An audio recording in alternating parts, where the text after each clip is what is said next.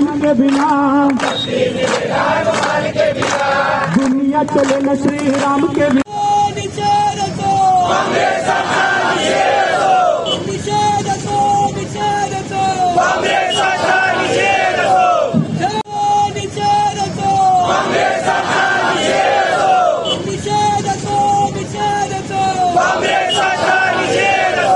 रविकुमार राजे या बोलणे, बजरंग दल जिल्हा सहसंयोजक। बजरंग दल ही ईश्वरीय संघटना आहे आणि काँग्रेस पक्ष हा त्यांचं सरकार आलं तर बंदी करतो म्हणलंय। बजरंग दल हा हिंदुत्वाचं काम करतो। हिंदू धर्म म्हणजे हा शरीर आहे, बजरंग दल हा शरीराचा आत्मा आहे। तर काँग्रेस पक्ष या शरीराला पूर्ण संपवण्याचा प्रयत्न करीत आहे, हिंदू धर्म संपवण्याचा प्रयत्न करीत आहे। काँग्रेस पक्षाला याद राखा, तुम्ही प्रभू रामचंद्रांना काल्पनिक म्हणला, तुमचे 400 खासदारचे 40 खासदार आलेत। आज प्रभू रामचंद्राचे परमभक्त भगवान हनुमंताच्याला तुम्ही त्या ईश्वरी संघटनेला नावाला तुम्ही बंदी घालतो म्हणा लागला। तुमचे पुढच्या 2024 इलेक्शनला 40चे 0 पण खासदार येणार नाहीत, हे ध्यानात ठेवा।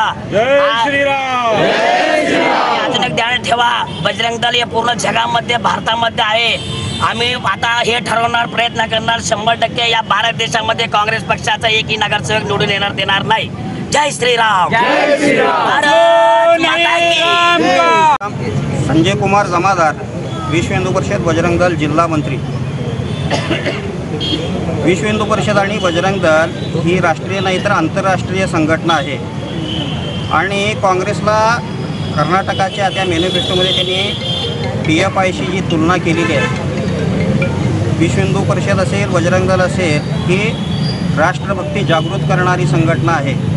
जर एखाद्या आतंकवादी संघटनेशी याची तुलना जर काँग्रेस पक्षाला करून त्यांचे राजकीय पोळे भाजून घेण्याचा प्रयत्न करत असेल तर ते विसरा लागलेत की भारताबरोबरच जगातल्या 86 देशामध्ये हे संघटन काम करत आहे, फक्त कर्नाटकात करत नाही। कर्नाटकामध्ये जर त्यांनी बंदी घालून आहे ना, आमचं काही वाकडं जर करायचं त्यांचा विचार असेल तर आमचं काही वाकडं होऊ शकत नाही। ते भारतात सोडा, भारताच्या बाहेरच्या 86 देशांमध्ये जे काम चाललं आहे बजरंग दलाचं, विश्व हिंदू परिषदाचं, ते कसं बंद करणार आहेत ते पहिल्यांदा त्याचा विचार करावा आणि नंतर ना त्यांनी हे बंदीची भाषा करावी।